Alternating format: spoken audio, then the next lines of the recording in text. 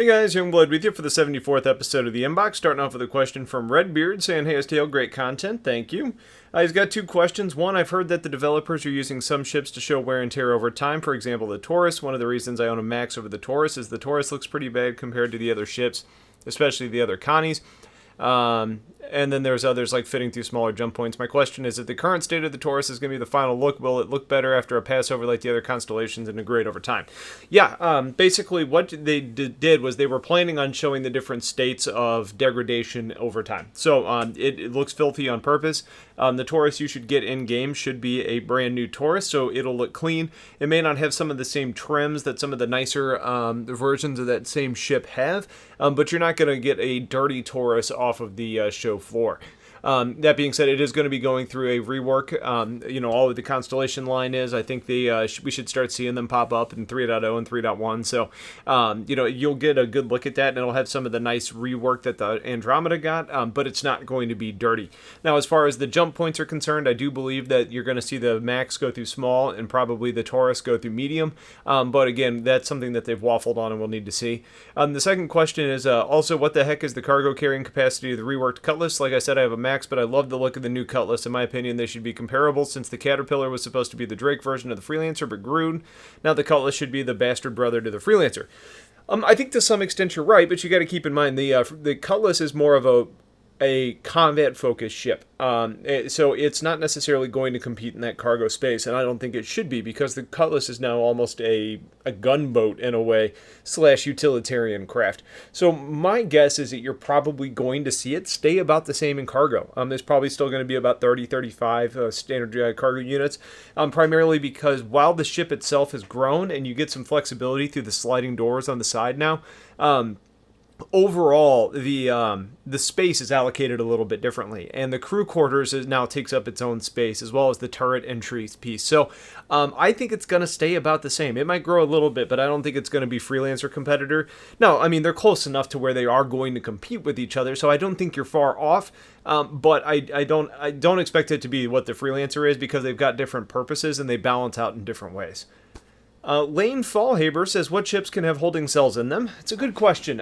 There's a couple right now that we know of, primarily the Avenger Stalker and the Cutlass Blue.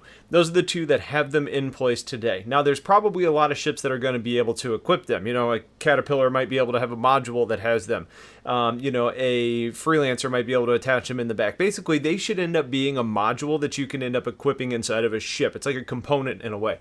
So I think what's going to happen is really any ship that has cargo, you're going to have the ability to replace some of that cargo space with a holding cell. So I don't think you're going to see just arbitrary restrictions. It's something they want to give you the flexibility to do. So if there is a ship that you want to bounty hunt that's not one of those two ships, then I think you're going to have the ability to add it in. It's going to be more of a space constraint, and you might even be able to do this in different ways. Like if the Redeemer never even gets the ability to do this, but you can use the jump seats, maybe you're able to strap somebody into a jump seat or something like that. But again, I think it's going to be able to be placed within the ship kind of at your leisure. It just needs to be in the right port to be able to do that, and that's something they're reworking with the item system. Jamail Hill says, hey STL, long-time fan, glad to hear it. I'm finally able to ask a question, so I was wondering if you knew whether or not there'd be a way to remote control the ship. Say you're under fire at a landing pad and your ship is being guarded by some pirates. Could you use your Moby Glass to order an unmanned turret to fire at their location? To my knowledge, it hasn't been mentioned at all. So at this point, I'm going to say that's probably not a capability. I think you're going to get some. And the further part of your question here is, you could also do it for utility reasons, such as opening the cargo bay of a connie or locking your ship when you walk away from it so people don't steal it.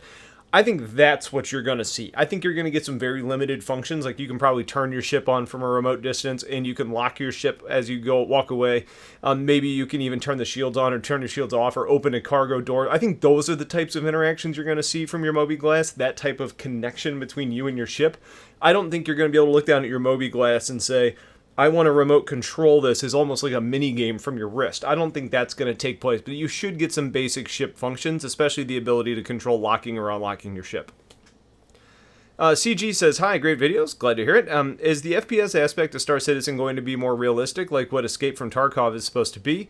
Currently, in my opinion, Star Marine feels like Call of Duty type of game where you sprint a lot and the game is far more fast-paced. I assume that in its current state, it's meant for players to have a feel of the FPS mechanics, but even Arena Commander feels close to PU. What we have with Star Marine is still very early implementation. I mean, keep in mind, we've had Arena Commander for a very long time. We haven't really had our hands on Star Marine for all that long.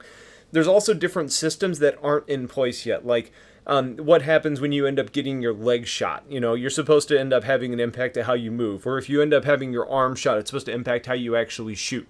You know, if you end up running for too long, you should end up running out of your sprint. You should be fatigued. There's things and aspects to that aren't in place today that are going to change. Keep in mind, though, the FPS aspect, right now, Star Marine is you die, you respawn, you die, you respawn, you die, you respawn. It's not going to be like that in this persistent universe. You know, you're not going to run, there's going to be a lot of people that do it, but there's going to be a lot of people that die because they do it. But people that run, like, headfirst into battle, not using cover, they're going to go through that death of a spaceman mechanic a whole lot, and that's going to cause a lot of problems. So, the FPS portion is supposed to be much more realistic, much more tactical, much more cerebral. So don't extrapolate too much of what you're seeing in Star Marine to what is going to be in the game, because one, it's not all implemented, and two, there's no consequence for dying in Star Marine right now, unlike what's going to be in the persistent universe. Enigma says, did I make a mistake by getting the Andromeda? The shield's weakness is bugging me. I'm not real sure what the shield weakness you're talking about is, but the answer to your question is a little bit tricky. What do you want to do, you know, in the game? It's a hard question to answer just by you saying that. That being said, the Andromeda is a great ship. It's got good range. It's got the ability to haul cargo. It should be able to explore. It's got the decent ability to do combat. You know, I don't see any problem with that. You know, you can land on planets. You can carry a rover.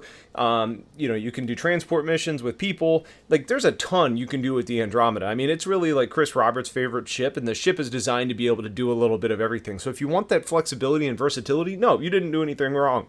You know, if you're looking for a fighter and you picked an Andromeda, then you screwed up.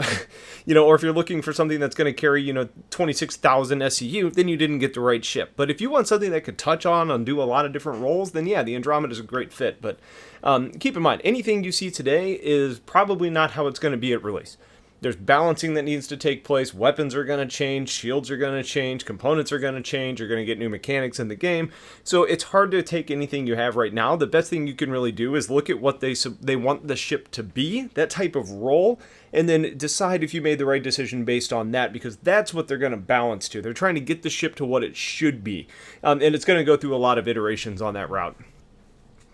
The Kim and Kai says, are shields going to be upgradable within their class? For example, the Connie has a listed max shield size of size 6 and comes with a size 6. So is that it, or will we be able to upgrade, downgrade it within size 6 class? Yeah, so there's sizes and then there's grades. And then there's probably going to be different types of equipment as well. So let's just take shield, since that's the example you gave. You know, the quality of what you have, the grade of what you get on a stock ship is not going to be the best. And the grade system goes from A to D, A, B, C, D, with A being the best. Pretty much nothing that you get is going to come stock as an A. You're going to want to upgrade that over time. Now, within that size 6, you know, you're also going to have different purposes. You know, there may be shields that recharge faster but don't hold up under fire as long. There may be shields that hold up under fire for longer but take longer to recharge. There may be low emission shields that end up helping to keep you stealthy, but they're not as durable, but it's still a size 6. There's going to be a lot of pieces in there that you're going to have to decide how much you want to spend, i.e. the grade, and that's going to be the effectiveness of it, and then the type of component you want as well. So, yeah, you're going to have some room to play there. And our last two questions, starting off with a question from Stairmaster, one of the patrons. How much jumping around between ships do you think will be typical in the game? How effective will a military capital ship be if the crew doesn't train together, including AI? Many players have big fleets. Will we be able to roll out any old ship and not double check our will? Okay, so we'll go one by one here. So jumping around between ships, do you think? I think it's going to be a lot, but it kind of depends. You know, I think people are going to find something that suits them and what type of role they want to play. You know, some people are going to be in combat and they say, okay, well, in this combat mission, I'm going to be attacking a much larger target. So in that situation, I'm going to bring a bomber or a gunship. You know, in this particular instance, I'm running an escort mission, so I'm probably going to bring a fighter. You know, and, you know, cargo is going to be the same way. You know, you're not going to pull out your whole D to transport, 35 SCU. You're going to bring your freelancer. So, there's going to be a lot of jumping around between your different ships. It's just going to depend on what you like. Now, I think, if you've got a Reclaimer, an Orion, a whole D, and a Polaris, I think people are going to kind of hone in on either what's the most profitable for them or what the most fun is for them. So if somebody really loves mining, it's just so much fun for them, it's relaxing, they like going out and doing it, they're going to be on that Orion a whole lot more than any of their other ships. So it kind of just depends, but I think most people are going to jump around quite a bit. How effective will a military cap ship be if the crew doesn't train together well? I don't think they necessarily need to train together well, but a military cap ship needs to have people that are proficient in their roles. So if there's somebody that's a really good engineer, and I've never played with them before, I don't need to train with him to know that he's going to do his role. It's going to be more about skill. Now, there's going to be different aspects. Like if you're talking about coordination between, the pilot, the captain, and the turret gunners, I think that's something where like playing together and cohesiveness makes a little bit more sense, because then you can kind of start to anticipate a little bit more. But for most crew stations, I don't think that training is going to be required. And then many players have big fleets. Will we be able to roll out any an old ship and not double check our will? I'm not sure what the last part means there, so I'm going to have you clarify, and I'll answer later. And our last question is from Rockseeker, another patron. He says, if I play for an hour or a day, will the insurance clock tick for all of my ships, or only those spawned in my hangar, or just the one that I'm using? Basically, will using my LTI Orion waste hours or days of insurance on my non-LTI Glaive? Yes, it will impact ships, but it's going to be your played time. So it's not like the game releases on January 1st and then January 1st of the following year, if you had 1 year insurance, it's not going to expire. It's going to be played time. Now, there's some factors in there you want to consider, like there's time dilation within the game, and that's going to speed up time as well. So it's not going to be like you play for 3 hours, you've used 3 hours of insurance. That's going to be a little bit impacted as well. But it's not a situation where it's like you fly your ship for 3 hours, you use 3 hours of your insurance. If you've got 12 ships and you're in game for 3 hours, you've used 3 hours of insurance on 12 of your ships. So that's kind of the way it works there. They went on to say that, the like 3-year insurance that a lot of people have on certain ships, it's effectively lifetime insurance just based on how much people are actually going to be able to play, because it's going to last for so long based on only being in-game time. So it kind of depends, it's going to really depend on how often you personally play. But yes, if you're not flying a ship, but you're in game, you're using the timer on that ship. So there you go. That's this episode of The Inbox. If you guys have questions, please get them in. I appreciate you guys watching. Have yourselves a wonderful day, and take care.